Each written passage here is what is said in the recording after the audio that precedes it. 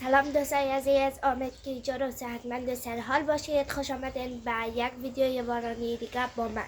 عزیزا، امروز دوشنبه در جبره هرات بارش مبارم و از شوکی گرفته تا میال یک بارش مبارم.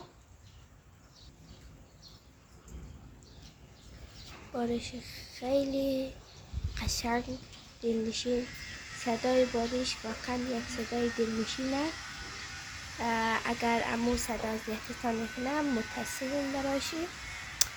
خب عزیزم، از بارش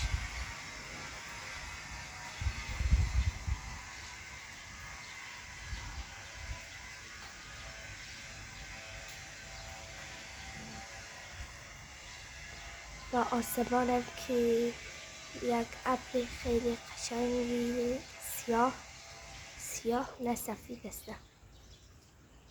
ولی دکم را یک کمک سیاه میه. بعد عزیزا، خیلی بارش فوق‌العاده عالی مبارم و من خیلی دوست دارم که همیشه بارش بباره دیگه.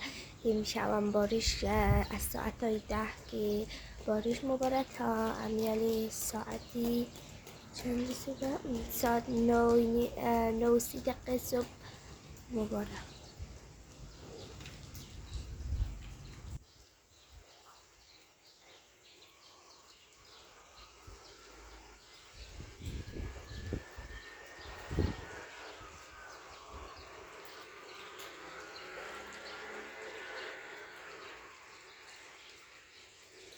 صدای بارش خیلی واقعا دلنشین است.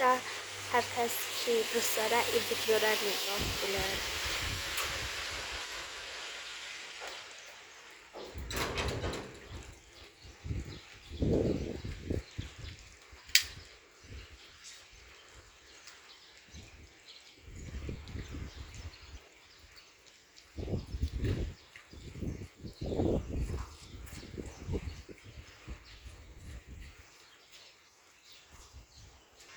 خب عزیزا، این بود از ویدیوی امروزی از ما. امیدوارم که تا آخر ویدیو همراه ما باشید. لایک، سابسکرایب و کامنت قشنگ شما یاد شما نره و ویدیو بعد خدا نگهدارتان. بای بای.